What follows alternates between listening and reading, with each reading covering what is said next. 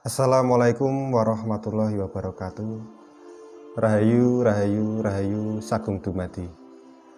Saudaraku semua dimanapun saudaraku berada, semoga selalu dalam lindungan Allah Subhanahu wa Ta'ala, serta dijauhkan dari segala macam penyakit, serta dijauhkan dari segala macam mara bahaya. Amin ya rabbal alamin. Pada kesempatan yang mulia ini, saya akan membahas suatu pertanyaan dari saudara kita melalui email.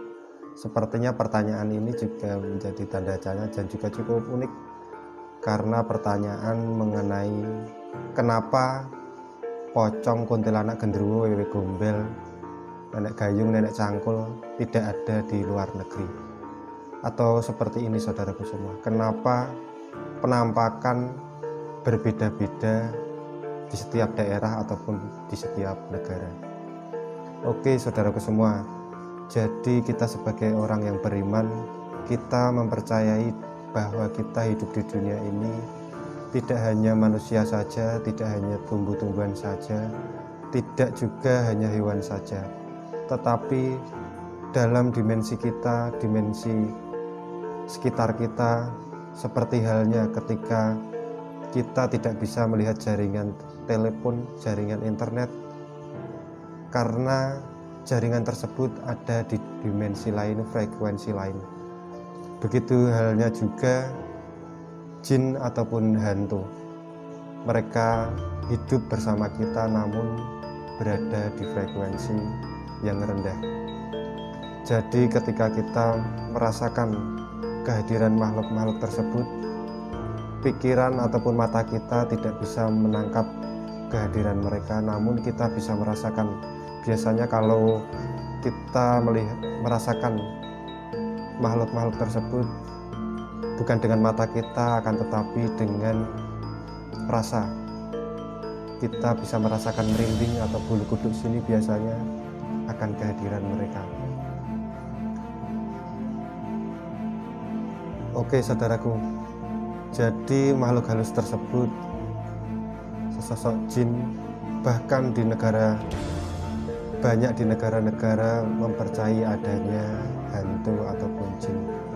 Namun kenapa penampakan ataupun wujud mereka berbeda-beda di setiap negara ataupun setiap daerah? Misalkan pocong, genderuwo, wewe gombel hanya di daerah Jawa saja ataupun di daerah sekitaran Pulau Jawa. Di Kalimantan berbeda, di Papua berbeda, bahkan di negara Jepang pun berbeda. Oke saudaraku semua, secara tidak sadar cerita dari pendahulu kita, nenek kita, orang tua kita, leluhur kita, bahkan dari saudara kita bercerita mengenai penampakan wujud hantu, cerita hantu,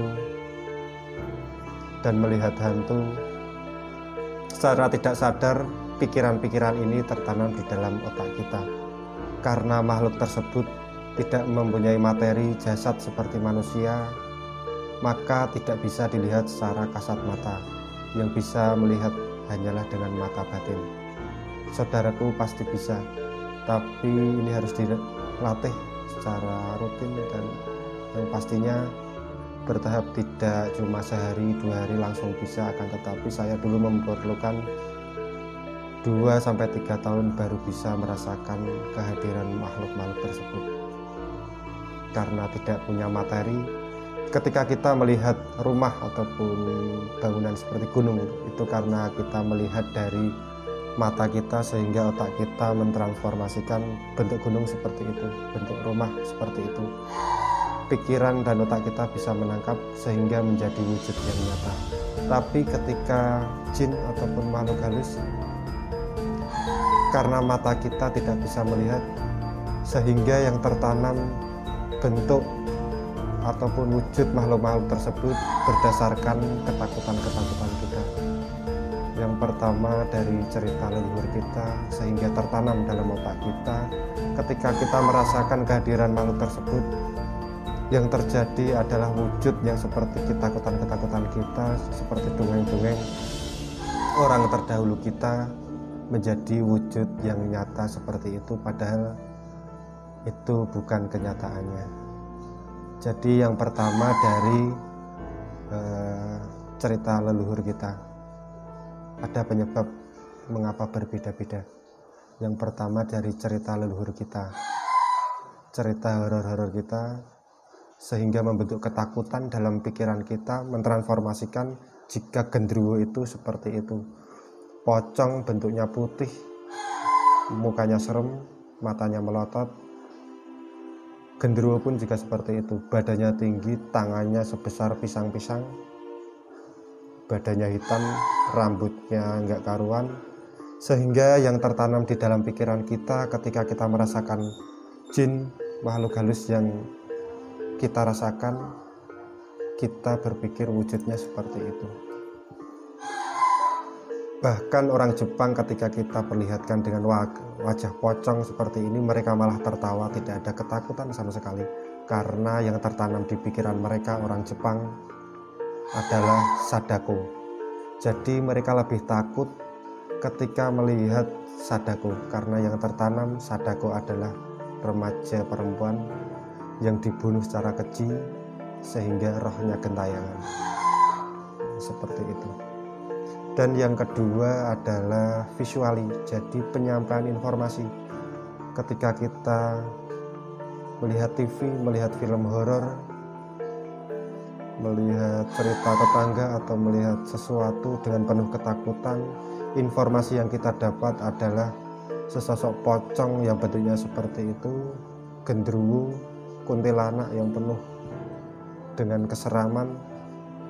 Maka yang terjadi adalah pikiran-pikiran kita tertanam wujud hantu itu seperti itu. Untuk yang ketiga yaitu halusinasi. Jadi halusinasi itu seperti menciptakan persepsi atau menggambarkan sesuatu sehingga pikiran kita menerjemahkan atau mentranslate jin itu seperti itu, padahal kenyataannya tidak seperti itu. Jadi yang ketiga adalah halusinasi. Ketika kita mendengar, merasakan atau mendengar cerita orang lain tentang sesosok jin, bahkan kalau kita takutnya sama ular, jin tersebut di dalam pikiran kita akan terlihat seperti ular besar, punya rambut panjang, mukanya merah melotot seperti ular. Itulah yang tertangkap di dalam pikiran-pikiran kita. Makanya saudaraku semua, hati-hatilah dengan pikiran kita, karena pikiran bisa kita ibaratkan seperti dua mata pisau. Jika pisau itu digunakan dengan baik, akan bermanfaat di dapur ataupun bermanfaat bagi kehidupan kita. Jika kita gunakan dengan kegiatan yang buruk, juga akan berakibat buruk pada kehidupan kita.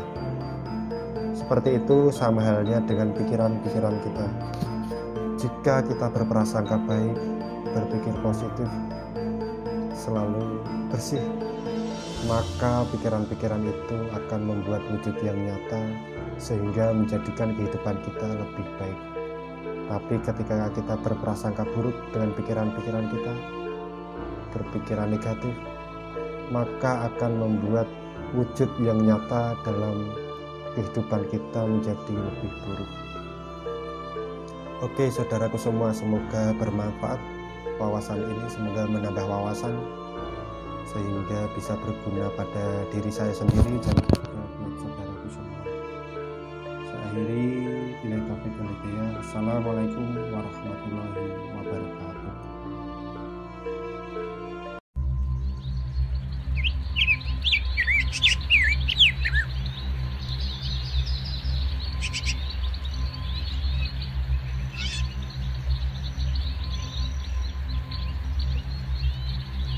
You